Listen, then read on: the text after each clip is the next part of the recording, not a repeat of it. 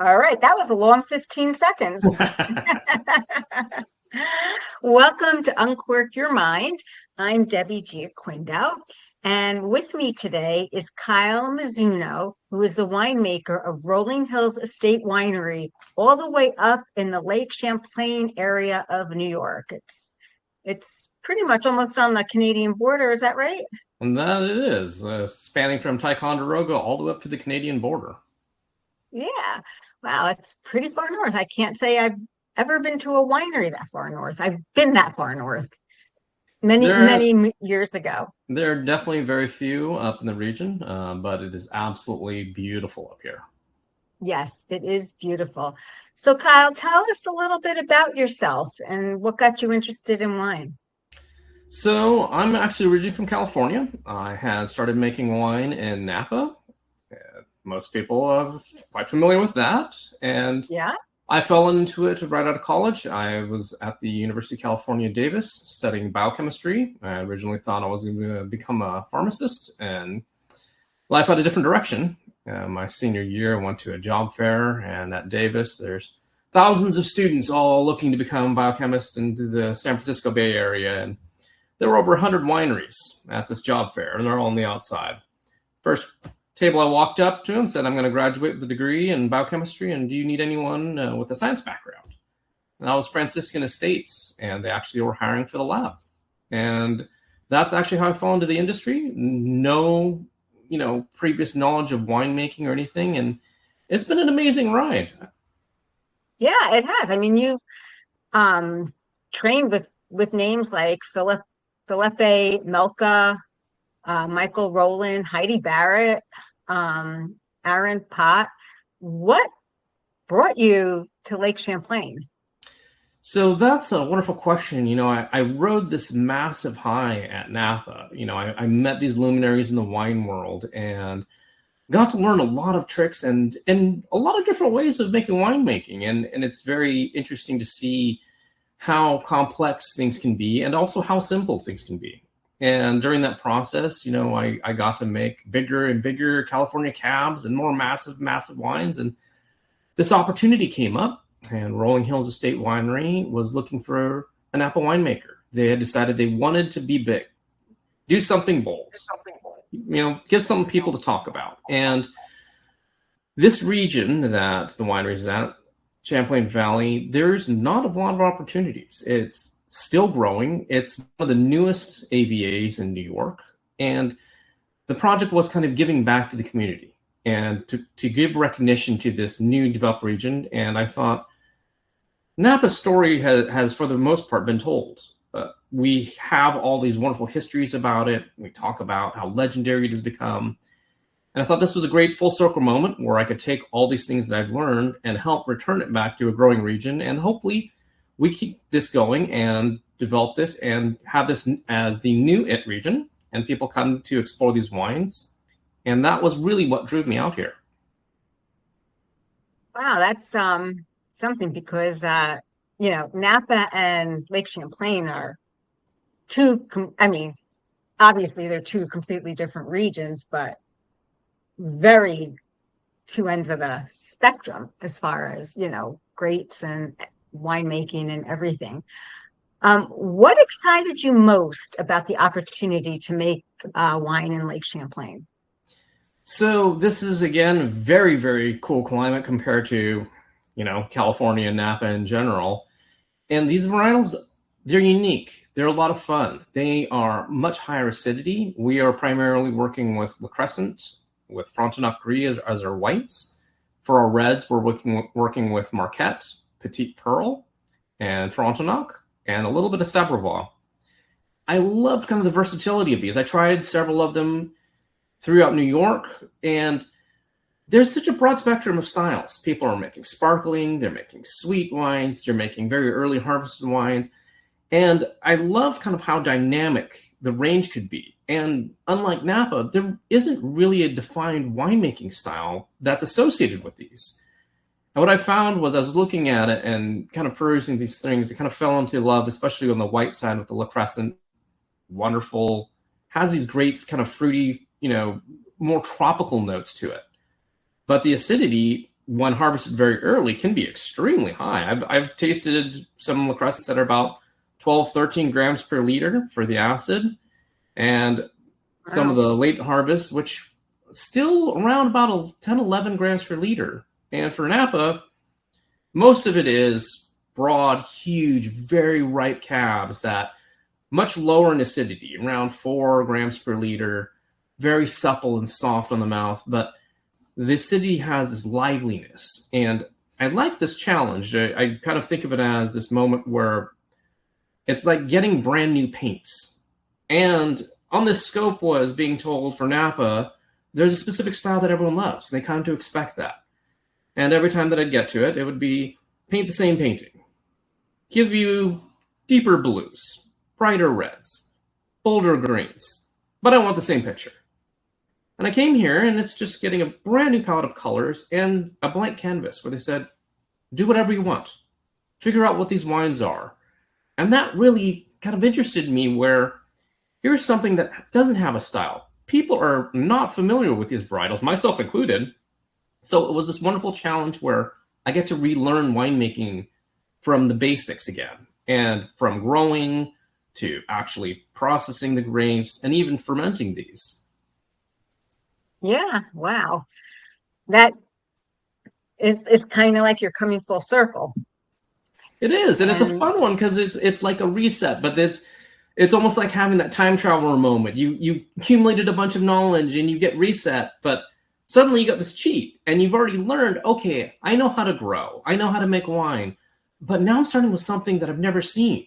It's almost like with dogs, suddenly getting this brand new breed, and you're thinking, I've been around dogs, I've raised dogs, I played with dogs, and suddenly you're looking at this guy going, what are you? You're all kinds of different. You have different fur, you have longer legs, you have, a funny looking tail, and you act completely different. You use a lot of these same tools, and that's what I'm kind of bringing is the Napa mindset, where I'm utilizing a lot of these artisanal skills that I used to make on extremely expensive Cabernet Sauvignon and cab-based wines, $200+ a bottle. And I'm using that same attention to detail on these varietals. And I want to see what happens when I coax everything out of it. What is the underlying characteristics of these wines? I want to kind of enhance that. The goal is not to emulate and pretend this is going to be an Napa Cab and make it as a Napa Cab. That's not the point. The point really is, how do we elevate these grapes that represent the region so well? exactly. Now, when we started, I said about Lake Champlain area and everything. For the listeners who may not know where Westport, New York is up in the Lake Champlain, because sometimes people think New York, they think New York City, and that's really it. um, how would you describe this beautiful corner? Because it is really beautiful up there. It is. So the Adirondack Preserve has thousands of acres of woodland that's been saved, basically. So we are at almost the most northeastern corner of the state. And like you were pointing out before, we're almost up in Canada. It is so far kind of disassociated with what everyone thinks of now, New York, myself included. When I moved here, I had to look it on a map. I had no idea where it was. I was thinking this pretty much when people think of, New York, they think Finger Lakes or Long Island City. That's New York. This is nowhere remotely near it. We're closer up in the northeastern Vermont side, right across the lake. And it's wonderful to see the difference between something that has been undeveloped and you go across Lake Champlain to the Vermont side, which reminds me a lot of California, and lots of cars. I'll drive to work. I may pass 5 cars on the highway all day long. That's all I ever see. And I laughed the first time I visited. I thought, oh, maybe it's because it's winter. Maybe because there's snow out. It's been a year and that really hasn't changed. But it's a wonderful nice. kind of, wonderland up here where you get to relax. You get to kind of get more in touch with what's going on. And it doesn't really feel like this rushed cycle of getting through everything. And how does Lake Champlain create this unique growing environment up there? What role does the lake play in the whole vineyards? So the growing region, this far north tends to be extremely cold, especially during the winter season. Right. However, with that large body of water, it really mitigates and tempers the weather forecast that we have. So unlike the winters where it becomes extremely cold, it's slightly warmer, and vice versa in the summer where we get the breeze coming off of the lake. So we have a lot milder range of temperatures. A great example, we just had this April frost that swept through not only New York, but also Virginia, Pennsylvania. So it got extremely cold down in the low 20s. And yet right here in Westport, we were still in the upper 20s, close to 30. So we didn't have that frost effect. And our neighbors, just on the other side of the lake, they actually were affected by the frost. So it is very beneficial to have that kind of tempering climate around this region, which makes it very unique. And that's what I love about this. And what makes that area different from the other winemaking regions of New York, like the Hudson Valley, the Finger Lakes? They all have, and Long Island, bodies of water around it, as you just said, with Lake Champlain creating that temperature, I don't want to say inversion, but keeping it a little warmer. What would you say is, why is it so different than the other regions? Yeah, so a great example coming between Finger Lakes and Lake Champlain. Finger Lakes, it tends to have the temperature ranges a little bit closer to the Napa style. So you're having slightly warmer temperatures. You are still able to grow vinifera down there. So you have Cabernet Franc. It will survive. This far north, if I move, maybe about 15, 20 miles away from Lake Champlain, if I tried growing vinifera, it wouldn't survive the winter. It'd be dead. It would not make it. It gets far colder for far longer periods of time. So what we're challenged with here is we can't do that. It would be very simple for someone to think, oh, I'm just going to take a Napa winemaker, I'm going to grow vinifera, and we're going to do a Napa program up here. That would be a very foolish program to sit there and watch all your money go down the drain. So unlike that, we are growing very different varietals than what you would normally see down in the Finger Lakes. You can still grow a lot of the German varietals and vinifera varietals down there. That's very commonly associated with now when people think of the New York wine program and what New York wines are. That's what they'll very often will think of. And that's what I thought would have been the case when I first came up here and looked. But I came up in February of last year and saw this about 6 feet of snow and realized, no. And you didn't run. You didn't run. I didn't run. And that was a funny one where a lot of people always ask, they said, you grew up in California, you're used to this 100+ degree summers and winter barely hits 40 degrees. And I thought, well, if I can't survive the worst when I come out here for my first visit, I don't belong out here. And, thankfully it's been a wonderful adventure and I've enjoyed it immensely. Oh, great. So, was it hard to let go of your Chardonnay and your Cabernets and embrace these hybrid, grapes and produce wine that, perhaps consumers never heard of the grapes? Not really, because the way I looked at it was an eye-opening moment where you get to relearn everything, restart, try to learn what the nuances of these vines are. And unlike being in Napa where stylistically there is a trend that most people will follow, there isn't only so many tricks that you can do in the growing conditions. You don't actually have really access to owning your own property. Generally, you're working with growers. You're trying to work in conjunction with them. And the dichotomy between a grower-owned vineyard, what they see, and they're trying to grow to their best standards to actually be an operating business, and the winery who wants to make the very best wine as possible, usually is combative. It's very rarely where it works to everyone's satisfaction year after year. And coming up here, we actually own the land. We actually get to grow our grapes, and we actually get to dictate what we're doing. So that freedom is a lot easier to kind of work with. And for me also is, I know it's going to take me I guess about 5 years at least before I even learned from the vineyard how these growing seasons work.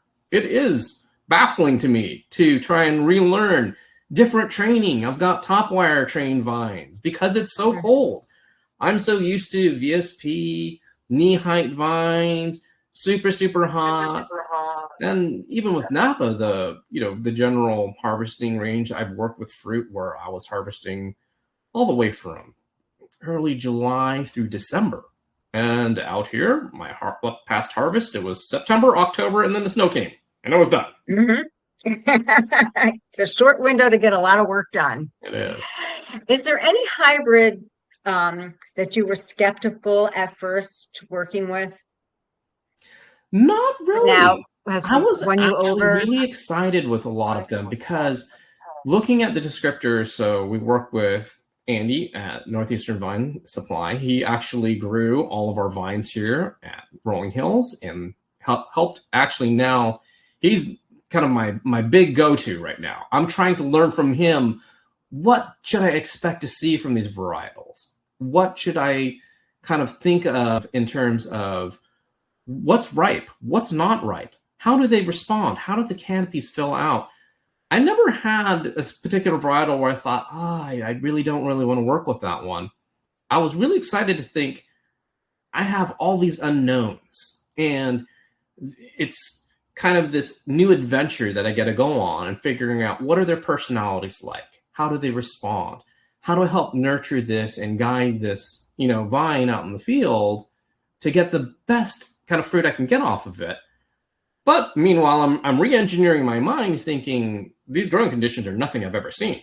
I have no clue what to expect, especially when everyone warned me saying, you need your fruit in at the end of October. And I just kind of laughed at them. I thought, no, I've got November, I've got December. They said, yeah, just wait till you see the temperatures drop and the snow starts falling. You'll be inside. And Usually sure enough, first weekend in November. Exactly. And the California kid, I'm bundled up head to toe, large puffy jacket, almost looked like the Christmas Story moment. The little kid walking around like this, just trying to stay warm. But it is an interesting type of fruit to work with because being adapted to the cold, they ripen very quickly. It mimics a lot of the characteristics that I'm used to for Napa, where there's a very quick sugar accumulation that builds. However, the acid levels are much higher from the start. So I had to kind of re-engineer my palate when I was tasting through these grapes, trying to figure out when things were ripe and ready there's still going to be a lot of acid that I'm not used to. And that was a fun kind of exercise of relearning, okay, I need to re-embrace looking at some numbers. I can't just 100% rely on my taste alone. But on the same counterpoint, I have tasted a lot of wines where I was looking and thinking in my mind, what if someone waited a little bit longer on these things? Because I've heard a lot of people, they gave me advice saying, as soon as you reach 22 bricks, start picking. You're ready to go. And California being used to the astronomically high bricks levels of ripe, I almost laughed thinking, no, I won't harvest it. But there are definitely varietals, and watching how they respond, that was a lot of fun for me. Oh, that's good. So what grape varieties surprised you, exceeded your expectations, or presented you with unexpected challenges? So I had a lot of fun when I first kind of came up and I was looking at the varietals, and I kind of picked out my favorites. And that really was the La Crescent for our whites and Marquette for our reds. And being used to just these clonal rootstock combinations of vinifera in California and Napa, I kept thinking, all right, I know how vines grow. I know what's going to happen. And I've got my little favorites where I think these are the most versatile ones. And I know how to go ahead and pick and manage these. I was very surprised about how different they ripen. And even just from vine to vine and trying to recognize, thinking, this is like comparing a purebred dog, taking a 100% German Shepherd, and you know exactly what the German Shepherd should look like. You know how it should behave, and you know how it's going to grow and develop, and suddenly have this wonderful mix. I'm staring at it thinking, not only do I have one of you, I have acres of you, and each vine is distinctly different. I would taste a vine, and I'd walk 4 down, and I'd think, whoa, wait, what happened? That one is not as ripe as this other one. And I'd walk back, and I'd retaste it, and I'm trying to get a grip on what's happening with these things. So for me, that was a huge challenge to get out of that comfort zone where you're thinking there's a ubiquity that goes with it. Yes, I'm going to have slight variance from growing conditions if it's a little bit drier in this section of the vineyard, or more water, or more nutrients, or shade. This one really was more of a challenge of kind of be more attentive to each individual vine. And because going from very, very large Napa productions into a much smaller production, we have 20 acres planted here. I've dealt with vineyards that were thousands of acres, and that would be a single vineyard that I'd be bringing fruit from. It is a lot easier to wrap my brain around small and be more focused on doing these things and be a lot more hands-on. And that was, for me, was the huge challenge working with these varietals, was trying to work with the nuances and just seeing how unique that they were. I didn't end up having anything that really surprised me necessarily in what I expected to what I ended up liking, which was wonderful. I had Sabrevall was our first red that we brought in, and I had only tasted finished wine from Sabrevall. I didn't really taste the initial fruit that kind of came through. And the cellar just smelled like strawberry jam. And I was shocked because I only had about a ton that came in. And it just kind of overwhelmed the entire cellar. And it has this wonderful, bright, brilliant color that just dyes everything. And I'm staring at my hands thinking, this is ever going to come out. Like, what are you? Now, actually, that's a grape that I've never heard of before, as well as the Petite Pearl.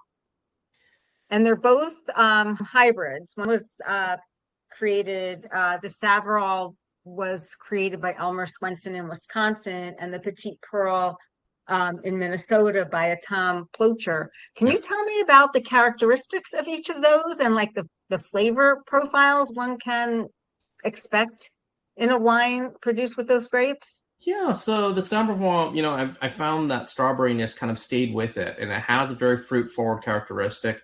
That works very well with that acidity. It's lively, it's bright. It kind of comes in a very early attack. It doesn't have a massive concentration, and it really is this wonderful wine on its own. I do understand now why people have used this in a rosé. It works extremely well in that style. It probably work, very well also as a sparkling. I like that, and I'm using that as a blender. So I'm actually matching that with right now the Marquette. So the Marquette, to me, stylistically, is very similar to Cabernet Sauvignon. It has a lot more density, it has a lot more weight, and it has a lot more power. But using a small amount of the Sab into this, the Sabrevall elevates the nose. It makes it more interesting. It kind of challenges the finish as well, so it doesn't feel slightly heavier. And I like that part of it. And then the Petite Pearl, that one to me has a very kind of all-round, character to it. It's a wonderful wine that has a little bit more of the plumminess, less of the cassis, less of the currant and the darker fruit. This, I often tell people, it's kind of, you can put it with everything. It really isn't so big and bold and massive that you couldn't pair it with a lot of things. And I've liked that part where it's kind of this wonderful, easygoing companion. And it's this, kind of versatile wine that we have as well. And that one, I'm kind of working with the Frontenac as well. So the Frontenac has, to me, much more very, very front-loaded kind of palette to it, where it really is very bright. But the initial attack is where I see all the character for that varietal. And for this Petite, I like that because it kind of gets your attention instantly. It's a wake-up call. And those two kind of pair well together.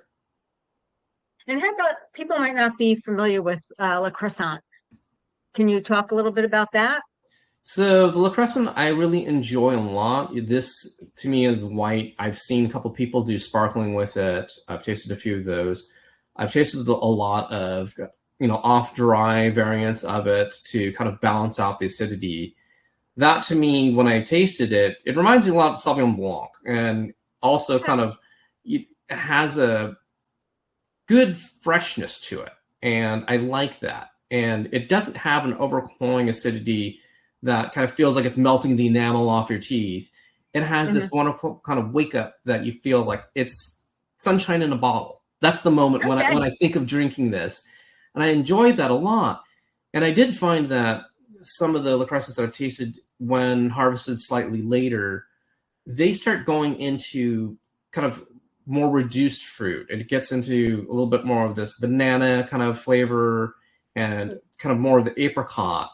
So it has a good range in depending on the style that you want to work with. And it's a fun one because it's almost like this little point where I can capture this one moment and it has this different style. And if I harvested later, it has a very different style. And I got to taste through kind of vertical that the past teams have made of this. And it is a wonderful, interesting progression as you see these flavors develop. And you're thinking it's the same varietal from the same vineyard, and yet very stylistically different. Yeah, wow. And it's all based on, how long you let the grape hang, pretty much, correct? Yeah. So when the vineyards are being planted, were you guided by the Cornell research, or was it trial and error to see what thrived in the area? So I wasn't involved in the initial planting. I only came on board last year, but Cornell had actually planted a 1 acre plot on the property prior to the existing ownership. It was a trial lot, and they were looking at kind of regions and also seeing how these varietals actually responded to different areas. And that little trial block is kind of what gave rise to Rolling Hills Estate Winery itself. Originally, the plan was going to be more of a farmstead where people from the city could get away, be among livestock, just relax and get away. And as the owners found that little test block, they decided to make wine on their own. And as their own words were, it wasn't bad. But they enjoyed it enough to think, there's a different opportunity here. And that's kind of what drove the growth and the change into becoming a winery was there's a lot of potential to this. And people resonate very well with wineries. It's something that a lot of people understand and enjoy. So that kind of led it where they decided, all right, we're going to go all in. We're not going to be small. We're not going to do a half acre. We're not going to do an acre. We're going to do 20 acres. And presently right now, if I combine all of our neighbors that are existing making wine up here in Champlain Valley, they don't equal even half of the existing property that we've already planted. And that's how big it went from the very beginning. Well, that's good. You're being, the forerunner of a new, AVA. So that's really something to be proud of. Yeah. Being we equate it to being a pioneer. We're helping pioneer an undiscovered region. And as part of our process, we're trying to encourage more people to come out here and start working on wine, grow grapes, and develop programs. We just even helped a recent neighbor of ours. He was interested in making his own wine and decided to plant, a half acre of grapes. So we connected him with a grower. We also gave him a bunch of advice. I went down and walked him through the process of, he told me, well, I make wine with my brothers and my cousins and, from Jersey. And it's just fun for us. And I said, well, it's great. Let's see what you're doing. Let's see what other equipment you're going to need to get, things you need to keep in mind as you build up a crush pad, the equipment you're going to need to invest in later on down the road, how many years it's going to take you to get you there. And we're trying to help welcome this. And I look at it as it's, again, that time traveler moment. Almost like an early Napa moment where you have farms, you have people starting these things, but somebody needs to be the catalyst. Someone needs to help this push to say, we can be more than just a few small operations. We all need to kind of band together and help each other out. And I enjoy this a lot, especially with the industry as a whole. Now, I want to talk a little bit about, we talked about how cold it is and everything. And in the vineyard, how do you prepare your vines for the weather that can happen in the wintertime? Doesn't always happen, but it does get cold up there. There is a lot of snow up there. How do you prepare the vineyard for that? So that's really why we're growing these particular vines on the property, and we're not trying to grow vinifera where it's going to freeze and die. They're very, very cold resistant. They actually thrive. They're very well acclimated to this type of environment. They can survive down to -25, and they harden off relatively early. That really helps. So as soon as it hardens, it's protected. Snow falls. We're also not grafting these vines. They're selfed, so there isn't a graft union for us to need to worry about protecting for frost damage. We're also doing top wire training. Again, when we're keeping it fruiting zone a lot higher, that's helping protect the young vine. I'm not doing spur pruning, obviously, because cumulative cold damage would not be very kind of beneficial out here. I would like to try a few things working with maybe some VSP in the future, but for right now, I don't really want to kind of topple an apple cart. I just really want to get more of a wrap on my brain around how the individual vines kind of respond. But unlike Napa, where I was so used to, okay, January rolls around, the vines finally have shut down. January, February, we're going to go through, do the winter pruning. We typically only have 2 shots at doing the winter pruning. December, before the snow really, really falls, and we're trudging through it up to your necks. And then we need to wait generally around January, February to get back into the pruning. But really, it's just letting the vines kind of settle. And because that harvest is ending in October, it helps these vines kind of close off far earlier than I'm used to. Well, that's something that you had to make a mindful adjustment in your thinking too, probably. And what is the biggest misconception that you think that people have about growing wine, grapes to make wine so far north? I think the misconception that a lot of people have when they think about growing is they always say the same thing. Well, you're a Napa winemaker. Why aren't you growing Cabernet Sauvignon and Cabernet Franc and the usual Napa vines up here? And, it's a reminder, again, is the climate really dictates growing regions. People that do gardens and fruit and everything else, they understand this concept, but most people don't have that association because they're so used to the globalness of a product where they think, well, if you did it there, then we should be able to do it anywhere. We should be able just to take the vines, and a grapevine is a grapevine. And the reality is these grapevines are very, very different. And again, how that they've been kind of worked together to get to this point, these vines already had a natural resistance because using a lot of these crosses from native vines that were already acclimated to the cold. They can survive this. We're not taking something on and dropping it in the middle of nowhere. It'd be like taking, again, me and dropping me in Alaska and just saying, oh, thrive, you'll be fine. You'll be okay. You're a human. You're like any other human. Everything's different. And I think that's a very big misconception that people have is they just think you should be able just to replicate what you do. And the growing region really affects how things ripen. And that's the other kind of reason when people think and they say, well, why does Napa so different than the rest of California? California's super long. How come you can't just make Napa wine throughout the full length of a state? Well, the conditions for growing is very different. You go from the northern section, it's distinctly colder, wetter. You get into the middle, it's warmer, it's more Mediterranean. You start going to the middle, it's very hot and dry. And then you go to south, it's even drier. So similar to New York, we're in a growing region. When people will think of New York, they say, well, how come you don't just grow Cabernet Franc like the Finger Lakes? How come you're not doing Blanc Franc like they're doing down there? How come you're not doing these same varietals? It doesn't work. We're far colder and cooler. So we need to be sure that we're growing grapes that actually will thrive in our actual region.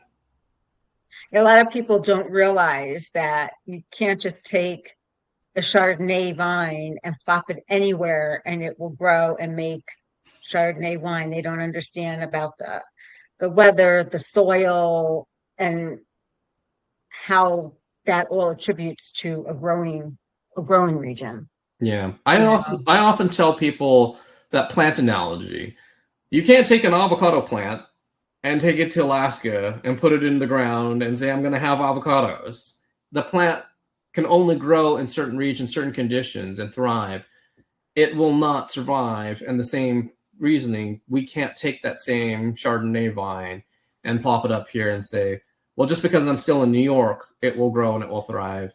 We need to be more mindful of what is the actual overall climate that contributes to the growing region. Yeah. Now, Rolling Hills Estate Winery, I know you've only been there for a year.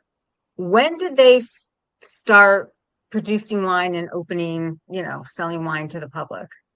So in 2016 is when they made the decision to actually start the winery. 2019 really is when the planting started.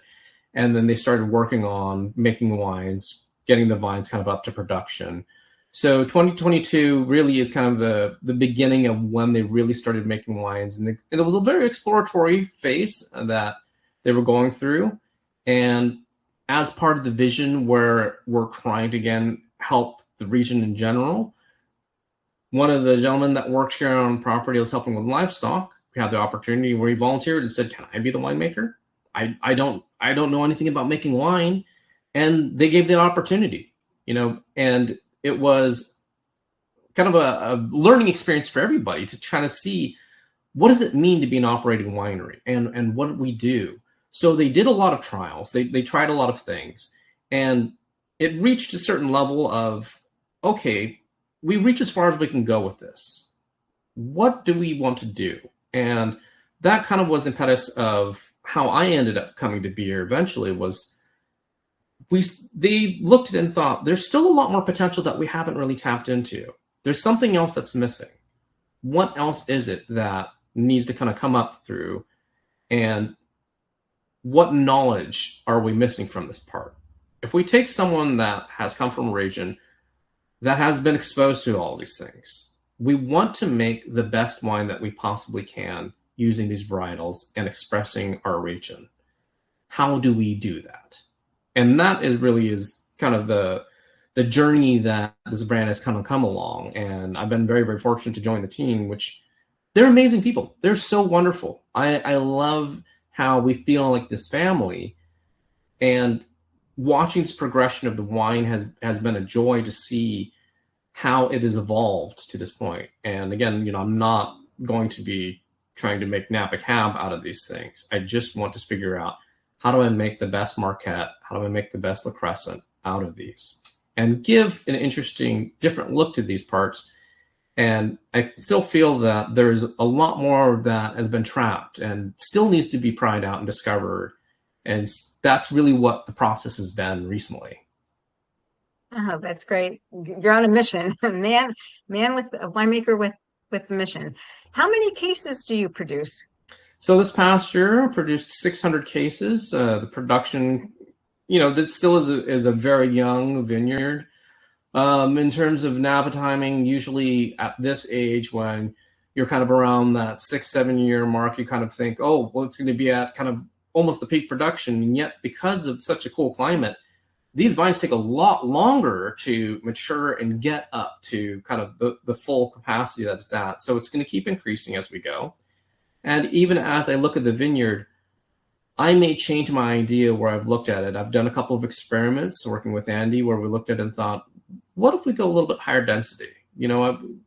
Kyle, you've worked with a lot of high density vines in Napa, and that's a standard. What if we tried it here? And as you alluded to before, with the planting process, I wasn't, part of that, but I try to make the most out of what I have. And you're kind of a little detective, and you're thinking in your mind, okay, this is what I have, and this is what it's set up.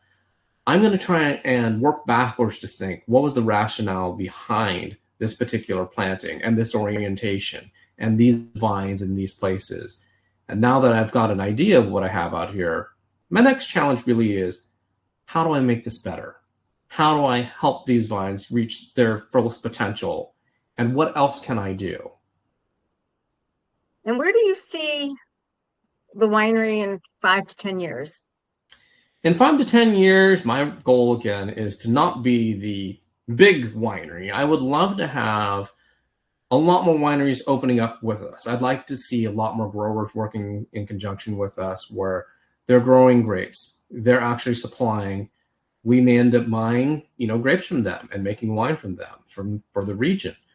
I really would like to see more of that. I would like to see a lot of younger people coming through. We just hired a young lady from near my town. She's going to be joining the team. Then I'll be training her as my cellar technician. And I would love to pour all this knowledge into them. And I would love to see this as that full circle moment where I joined an industry knowing nothing. And here's a chance to pour all this back into someone new. And I hope that this continues the cycle where we continue handing this off and it keeps ballooning and growing. And this organic growth kind of spreads through this whole region and gives a lot more opportunity. I love that. I love that. Passing on the knowledge that is, a lot of times that doesn't happen. And, I just think that's great. And to build a region, because pretty much you're building a region. I mean, it's a fairly new AVA. It's all the way up there. Got to get people to know about it and to travel up to that beautiful area. I mean, it really is. Like I said, I've been up there. It's really beautiful. And we're kind of coming to the end here. And I just want to ask you, if you're not drinking your wine, what are you drinking? I won't lie. I still enjoy a lot of the Napa stuff. It's that nostalgia moment when you look back and you kind of think back to what got you here. And a lot of it, again, it's that reminder of an opportunity moment. If someone hands you something, embrace that and take that journey and enjoy this ride. And I love looking back at that thinking, all these people, Philippe Melka, Michel Roland, who's recently passed away, Heidi Barrett, and Aaron Pott, these people were so kind and giving to take all of their knowledge and pour it into me with nothing, asking nothing in return other than to give guidance and to see that journey that's brought me here. It's a fun one to look back at that and be reminded what a great fun ride this has been. And it's only the beginning. And now I have that same chance to be on the other side of this moment where I get to hand this off and I get to kind of guide that next generation. Oh, that's wonderful. That's a nice, warm, fuzzy moment. And where can we find Rolling Hills online? Website, Instagram, Facebook, so people can follow it. Yep. So you can find us at rollinghillsestatewinery.com. We're on the web, and we do also have a profile on Instagram. We also have a presence on LinkedIn. You can find us there, and I encourage people, we have a membership group called the Genesis Circle. So unlike the typical membership, we're not going to be forcing wine down your throat. We're not going to say, take your quarterly order. The membership is to welcome you into the community. We're welcoming you into learning about what we're doing. I'm encouraging people to find your wine voice. I'm not going to be telling you when to drink these wines. I want to give people this chance to learn, what wines do you enjoy drinking? And when do you like drinking it? And in what context? I'm going to give a few different things. We did a fun little online pairing, La Crescent with spicy Cheetos. Wonderful thing. High and low. A lot of people can get to the spicy Cheetos. A lot of people, maybe you can get a salmon, maybe you can't. But we're having fun things to doing this, and I'm enjoying that. But that's where you can find us online and reach out. And if you would love to come up for a visit, again, sign up for the membership, give us a call. I'm here, and I actually personally give the tours. Oh, that's great. Spicy Cheetos. I'm more of a cheese doodle person now. It would work well still. That'd be a good one with the Petite Pearl. Okay, I'll have to do that. And that pretty much wraps it up. But I know you're going to be at the Hudson Valley Wine Festival? We sure will. September 12th and 13th. I'll be down there pouring, and you can see me at the booth. And I will come up and see you and taste some of your wines. Fantastic. I want to thank you so much for joining me today. And I look forward to meeting you in person in a couple weeks. Thank you for having me. It's been wonderful and such a joy, and I'll see you very soon. Yeah, I'll see you. Take care. Bye-bye.